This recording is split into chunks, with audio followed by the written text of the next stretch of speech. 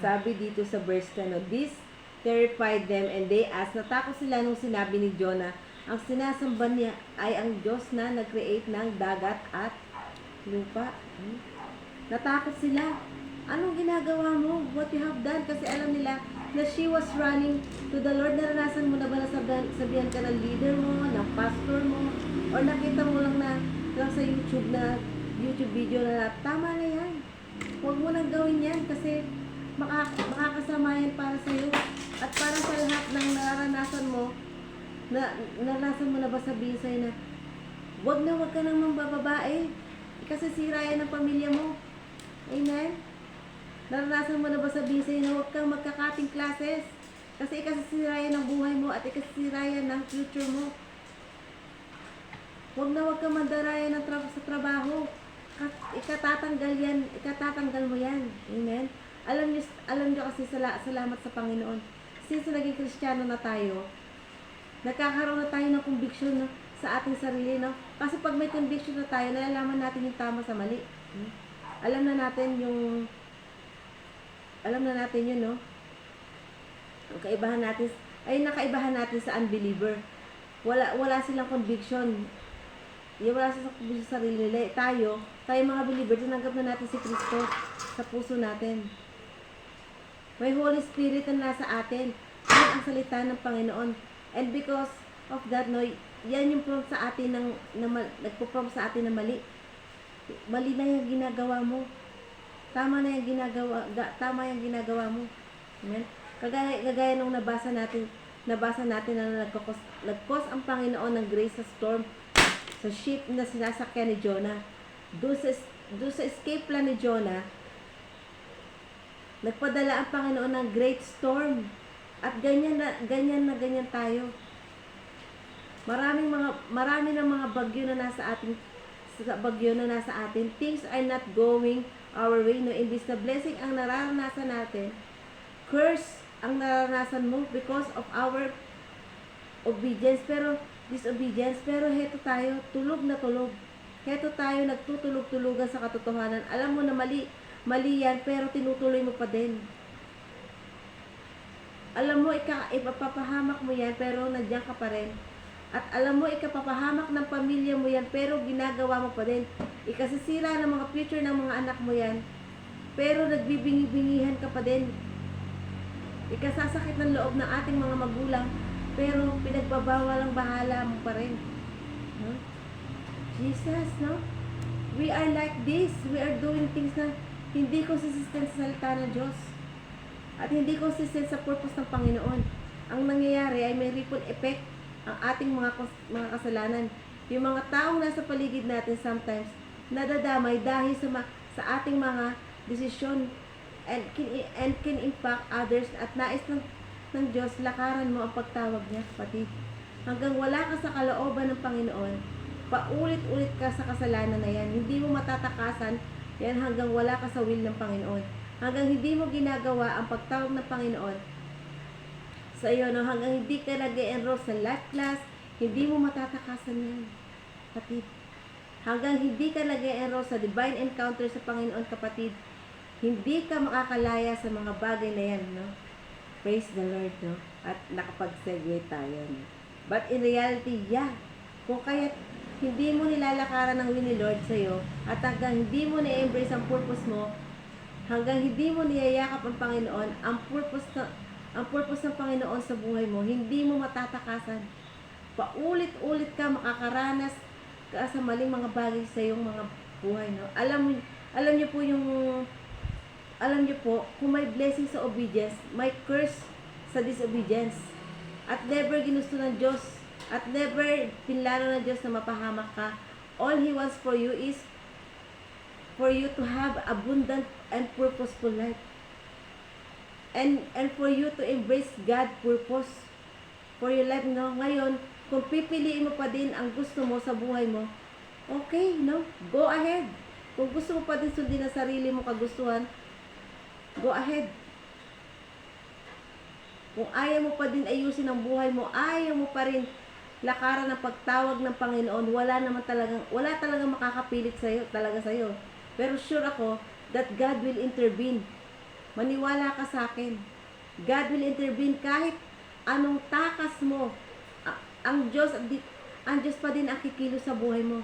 Kahit magpakalunod ka sa kasalanan, yung wala ka nang maisip na kasalanan, yung lahat ng kasalanan nagawa mo na sa buhay mo. Kahit magpakalunod ka dyan, no? Kahit nagawa mo na yung lahat ng mga kasalanan. Naisip mo na ba na darating ka sa point ng buhay mo na, kapatid, na kailangan mo pa din ng Diyos? God still intervene with your life along the way. And God is calling you to do a mission. Dinala ka niyan sa pamilya na yan para maging vessels ng salvation. Amen? Dinala ka dyan sa trabaho mo bilang maging asin at ilaw sa kampanya nyo. Dahil dinala ka niya sa barangay or state, city or town to share the good news of Jesus Christ. Mga kapatid, no? The boat is sinking and your family will die spiritually. Kung magtutulog-tulugan ka sa purpose ng Panginoon, sa'yo, ang time tumatakbo yan eh. And we are running out of time and we have to do the mission now. Now or never. No? Tinawag ka ng Panginoon to do the mission. Kasi alam nyo, kapag hindi natin in-embrace ang purpose ng Panginoon, hindi natin nilakaran ang pagtawag ng Panginoon, oo, mabubuhay ka, maliligtas ka. But how about your family? What about your friends? What about your relatives? Neighbors, your workmates, classmates? Dinala ka ng Lord sa lugar na yan to share the good news. The gospel of Jesus Christ, the boat is sinking, lulubog na yung barko. You have to do something. You have to wake up urgent at mag-share ng love ng Panginoon. Huwag kang magtulog-tulugan. Kapatid, kung hindi natin kaya embrace ang purpose ng Panginoon, no? Ang purpose ng Diyos sa buhay mo, mapapahamak ang mga taong na nasa paligid natin. Sabihin mo nga dyan sa katabi mo, gising. Yan, literal po yan, no? Praise God. Tayo ay ligtas na sa buhay. Yan, ligtas na tayo. We have the salvation, no? Minsan, alam niyo, sometimes nag-sitting pretty tayo na lang tayo. Wala na tayong pakialam sa mga lost soul. Kasi nasave na ako eh. Yes, sasabihin mo sa sarili mo, sure ako makakapunta ako sa langit kapag namatay ako. But what about your family? What about your relatives? No? Friends, and what about the person na malapit sa buhay mo? Ikaw, okay ka na. Ikaw, may salvation ka na. At si Jonah, kaya yun nakakatulog dahil alam niya na may Diyos siya sa buhay niya. Alam niya na ililigtas siya ng Panginoon. Pero, what about the other people na nakapaligid sa'yo? Ikaw, ligtas ka, pero yung mga taong mahal mo, what about them? Amen? God wants you to embrace, no? God's purpose for your life. Do not run away from God. Embrace it. Yan, sabi nga po dito sa Jonah chapter 1 verse 11, no? The sea was getting rougher and rougher. So they asked him, "What should we do to you to make the sea calm down for us? Pick me up and throw me into the sea." He replied, "And it will become calm. I know that it is my fault that this great storm has come upon you." Yan, maganda dito, si Jonah, inamin niya, ako yan. Damputin niyo ako, itapon niyo ako sa dagat. At ihinto yung ulan. At ihinto yung ulan na yan. Kasi ako yung sabi niya, I know it's my fault. Kung bakit may great storm, alam niyo, when we disobey God, like Jonah, God is waiting us to admit and acknowledge that we are committed a mistake, committed a sin. God is merciful, mga kapatid, no? Napaka mahabagin ng Panginoon na ni Jesus, no? Kahit ano pang napakatinding kasalanan na nagawa mo, kaya kanyang patawarin ng Diyos. Kaya kang isalba ng Panginoon, kaya kang iligtas ng Panginoon. Kahit yung pinakamatinding kasalanan na magagawa mo, cannot stop God for loving you. Hindi mo mapapahinto ang Panginoon para abutin ka, mahalin ka, mapalapit ka sa Kanya. God is God of second chances. Always yan. Ang mabuti sa Diyos natin habang may buhay, may pag-asa. Habang may buhay, may pagkakataon na itama ang mga pagkakamali. Nalakaran ang pagtawag ng Panginoon, and God has given us so many opportunities to embrace God's purpose and to do the work, no, that we can't ask to do. Lapit ka lang uli, simba ka lang uli, no? Pray ka lang uli, basa ka lang uli ng Bible. God is just waiting for you to come back. Yan, sabihin mo sa katabi mo, come back. Amen. Yan, sabi nga po dito sa verse 17, now the Lord provided a huge fish to swallow Jonah, and Jonah was in the belly of the fish 3 days and 3 nights. Yan. Jonah was in the belly of the fish 3 days and 3 nights, no? Galing, no? Galing na, sumuway na si Jonah, pero ang Diyos pa din ang nag-provide. Imagine that, no? Kasalanan na ni Jonah kung bakit nagkaroon ng great storm. Kasalanan ni Jonah kung bakit nadamay ang ibang tao. Pero pinatapon pa si Jonah sa dagat. Si Lord pa rin ang nag-provide. No? Now Lord provide a huge fish para kainin siya, para ba patayin siya, o sasabihin ba natin na sabihin ba ni Lord sa kanya na i-double kill kita bilang kaparusahan mo sa kasalanan mo? No. Pero sabi kasi doon 3 days and 3 nights na natili siya nabuhay sa tiyan ng mga isda. Alam niyo minsan kapag tumatakas tayo sa Panginoon, mahihirapan ka talaga eh. Pero alam niyo, maganda sa Diyos, siya pa din ang magpuprovide ng paraan para makabalik ka kahit anong takas mo sa Diyos.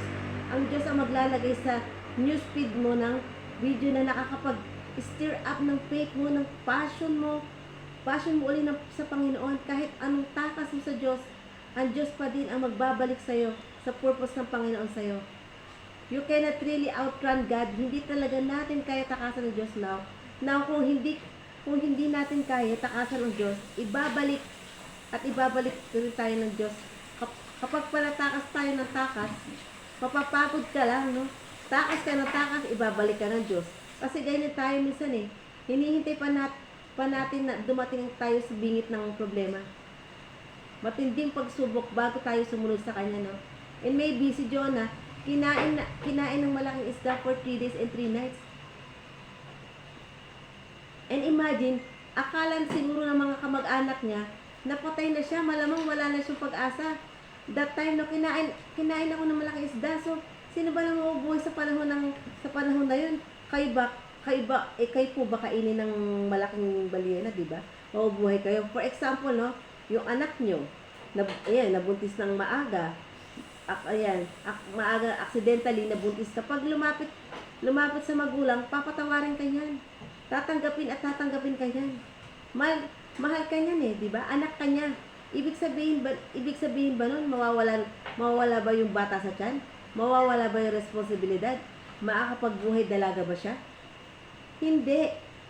You have to face the consequences of your decision.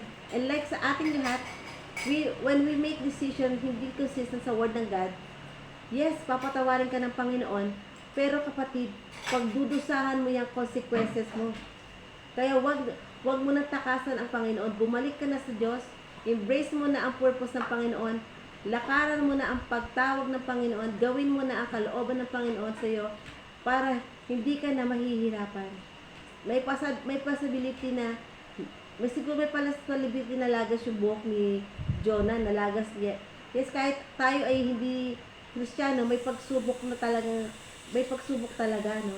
Yung Kristiyano o hindi Kristiyano, may pagsubok talaga. Ang difference lang na realize ko, kapag wala ka sa presensya ng Panginoon, mahirap dumaan sa pagsubok kasi wala kang kasama, nag-iisa ka, nahihirapan ka na, possibly mawawalan ka ng buhok kasi alam nyo yung buhok, is considered a crowning glory ng mga tao, no?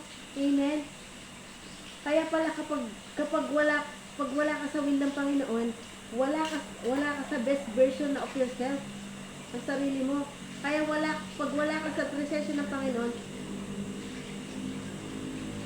yung mistake mo, you make decision, hindi akma sa pagtawag ng Panginoon, you make stupid decision kapag wala ka sa presensya ng Panginoon, and we will make decision that you suffer us in the end. Kaya sabi nga dito sa Jonah chapter 2 verse 1 to 2, no? From the inside the fish, Jonah prayed to the Lord and his God. He said, in my distress I called to the Lord and he answered me. From deep in the realm of the dead I called for help and you listened to my cry. Ang galing ni Jonah, no? Nakapag-pray pa siya kahit na andun na siya sa tiyan ng balyena. Alam niyo ba, habang binabasa ko to, this is so me, no? Kung ako ito, Lord, kapag nahihirapan na ako, nagpatong-patong na yung problema ko, hindi na maganda yung nangyayari sa buhay ko. Nasa bingit na ako ng kamatayan. Saka lang ako lalapit kay Lord. Ako ito, no? Yung last option ang lalapit at ang paglapit at ang paghingi ng tulong sa Diyos. And maybe God is telling us right now na habang hindi pa huli ang lahat, kapatid, hanggang hindi pa huli ang lahat, habang kaya pang iligtas ng Panginoon, habang kaya ka pa ng Diyos baguhin, ang tatakbuhin ng buhay mo, ang Diyos ay so merciful at handa ka niyang tanggapin pa ulit-ulit, kapatid. Handa ka niya bigyan ng second chances. Huwag na natin hintayin, kainin pa tayo ng balyena bago sumunod. Amen. Ang Diyos ay so gracious. Ang Diyos ay so merciful na handa ka niyang tanggapin pa ulit-ulit, kapatid. Alam niyo, after this na mag-pray si Jonah, niluwa siya na isda, no? Grabe. Nakasurvive pa siya doon. Alam niyo bang ang ginawa ni Lord? Inutusan siya ulit. Si Jonah pa din ang pasaway sa utos ng Diyos, no? Ang matigasing ulo ay muling inutusan ng Panginoon to do the mission. Kahit gaano kadumi ang tingin mo sa buhay mo, ikaw pa din ang sisend ng Panginoon para mag-send ng message. Kahit na gaano kalaki ang tingin mo sa sarili mo, makasalanan ka, hindi ka karapat dapat sa Panginoon. Ikaw at ikaw pa din ang tinatawag ng Panginoon para sa iyong pamilya, para sa iyong kaklase, sa iyong workplace, sa iyong mga kapitbahay, sa iyong mga kaibigan, mga kapatid. Don't ever think, kung nagkasala tayo, binawi na ng Panginoon ang utos ng Diyos sa atin nung nagkasala tayo, no? Nagbago na ang purpose ng Panginoon sa buhay natin, no? Kahit sumuway ka, ang purpose ng Panginoon sa buhay mo ay the same, kasi ang gusto lang ng Panginoon sa iyo, embrace yung purpose. Tama na yung nagpapakahirap sa sarili.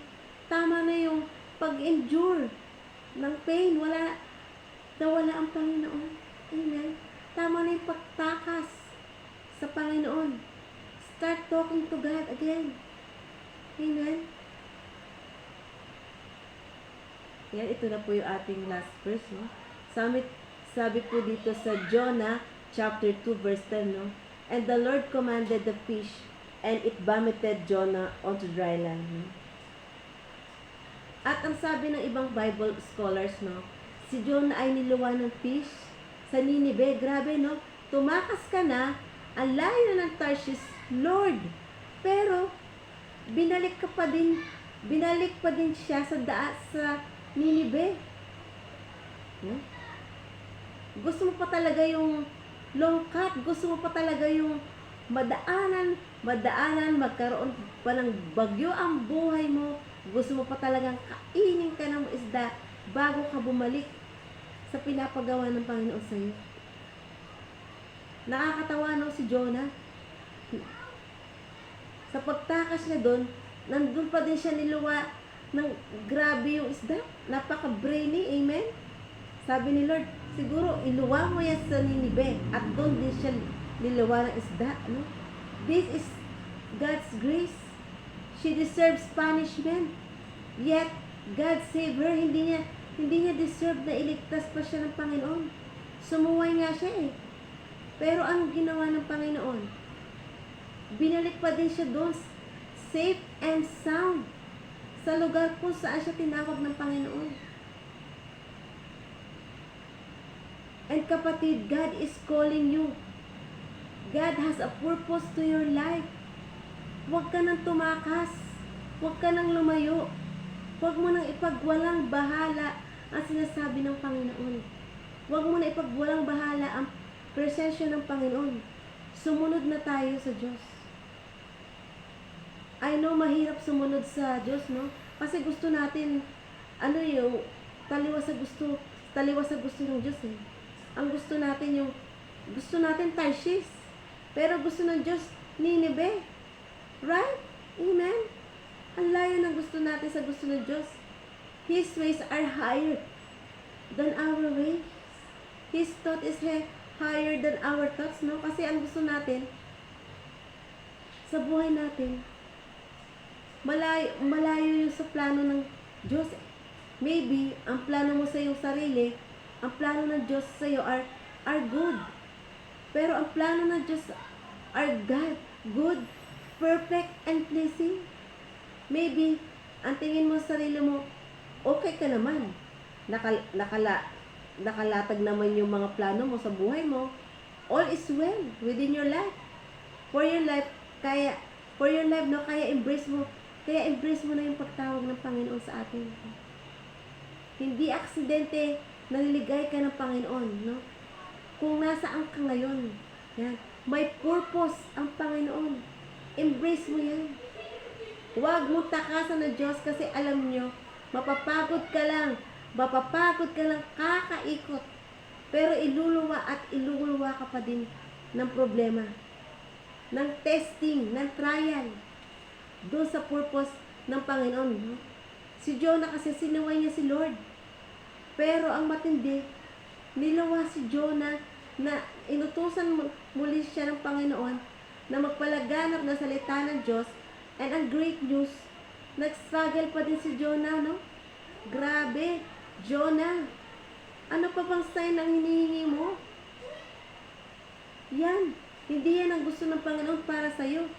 Hinihingi mo, ano pa bang salitang hihintayin mo para talikuran mo na yan? Bakit? Nilagay ka ni Lord sa purpose na yan. Paulit-ulit ka ba din sa pagkakasala na gusto mo pa din? Bubalik sa pagkakamali, gusto mo pa din na i-repeat ang kamalian mo over and over again. Habang kinakausap ko si Jonah, habang binabasa ko ito, parang kinakausap ko ang sarili ko. Amen? Ano pa bang sign, Rexy? Para lakaran mo na at embrace ang purpose ng Panginoon. Alam nyo, si Jonah, sumunod siya. Pinreach niya, nag-preach siya, no? Pero ang puso niya, wala doon sa ginagawa niya. Pinreach niya yung good news, pero nagalit siya sa Diyos. Kasi, ang ginawa ng Diyos, ay pinapreach sa kanya ang good news. Yung Ninibe, nag-repent. Nagbago sila. Nagbago ang buhay nila dahil doon sa pagsunod ni Jonah. Pero anong ginawa ni Jonah? Nagtampo siya sa Lord. Lord, yan na nga ba sinasabi ko eh. Kaya ayoko pumunta sa Ninibe. Kasi papatawarin mo sila. Why? Kasi kalaban niya yun eh. Enemy niya yun. Enemy niya yung Ninibe. Kaya pala, in the first place, ayaw na niya sumunod. Kasi kalaban pala niya. Kalaban niya pala yun, no? And the most of the time, kaya ayaw natin sumunod sa Panginoon. Kasi hindi yun ang gusto natin. Para sa sarili natin. Hindi iyon ang plano natin para sa sarili natin. But God is telling you right now, kapatid. Huwag mo natakasan ang Diyos. Huwag mo nalayuan ang Panginoon. Kasi kahit anong gawin mo, iutos at iutos pa din ng Panginoon sa iyo at ibabalik ka pa rin ng Panginoon. Diyan, kung gusto ng Panginoon, gusto kasi tayong gamitin. Kagaya ni Jonah, no? Ang mga tao ay makakilala sa Kanya. Ang mga tao ay magsisisi sa kanilang mga kasalanan. Lumapit sa Panginoon. Yan ang purpose ng Panginoon. Yan ang gusto ng Panginoon na gawin sa buhay mo, no? Kapatid. Now, no? At this point, kung ayaw mo pa sumunod sa Panginoon, bahala ka. No? Yun lang ang masasabi ko, bahala ka. Kasi sure ako, ibabalik ka pa din ng Panginoon.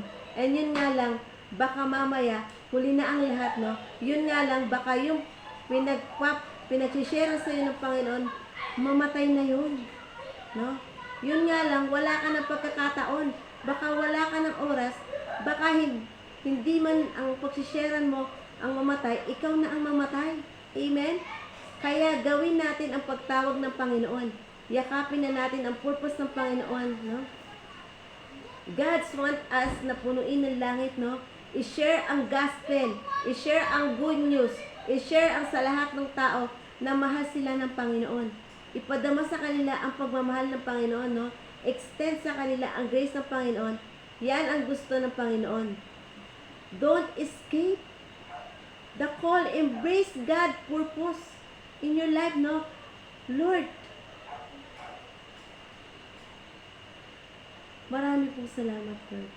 Salamat, Panginoon, dahil lagi mo kami binibigyan ng pagkakataon para bumalik sa iyo. Gawin ang pagtawag namin, Panginoon. Gawin ang gusto namin. Gawin, Lord, kung kami man ay tumatakas or tatakas, Panginoon, tawarin mo kami, O Diyos. Tulungan mo kami, Lord. God, nayakapin namin ang iyong pagtawag sa amin. Yakapin at lakarin namin ang pagtawad mo sa amin. I know, hindi ito ang magiging madali, pero dahil kasama ka namin, Panginoon, alam namin kakayanin mo namin ito na walang imposible sa iyo, O Diyos. Kaya, alam namin kung imposible man ito para sa amin, ikaw ay tutulong sa amin, ikaw ang mag-e-extend ng iyong mga kamay, Lord God. Ikaw ang mag-e-extend ng healing, ikaw ang mag-e-extend ng grace para sa amin, Panginoon. Para lakaran namin ang pagtawag namin, Lord. Tulungan mo kami. Give us the courage, Lord God, na gawin niya at yakapin ang pagtawag mo sa amin. And Lord, kung kami man, Panginoon, ay nagdadalawang isip, at kung kami man ay nagdududa sa kakayahan mo,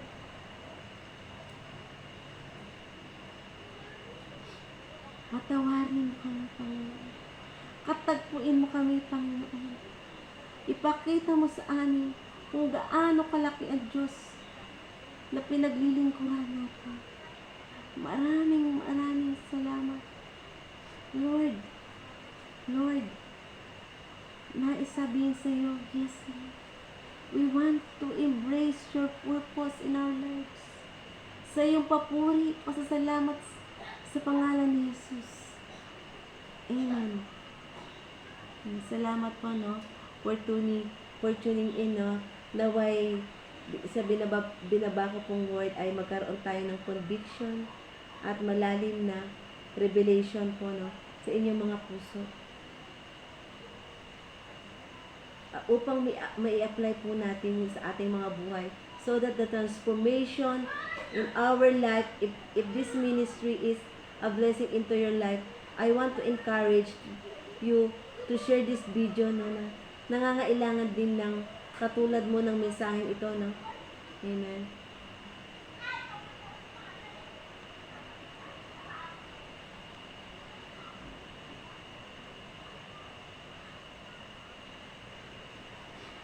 Yan.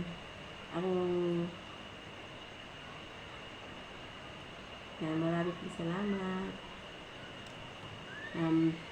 May reminders lang po tayo, no? Ay morning every Monday to Friday po, every morning 5:30 AM po, no? May morning prayer po tayo. Yan, kaya mag-tune in po tayo, mag-invite po tayo, and i-share natin ang word ng God. And meron din po tayong midweek service, no? Every Wednesday, no? 6:30. Yan. At tapos po, every Saturday, crossover tayo, 4 o'clock p.m. And sa Sunday service sa CRC Santa Ana ay 8:30 a.m. At dito naman po sa amin, sa CRC Maribeles ay 2 o'clock p.m. Yan. God bless us all. Thank you po. Shalom. Maraming salamat po sa aking magandang OBS na si Brandy. Miss you, ma'am.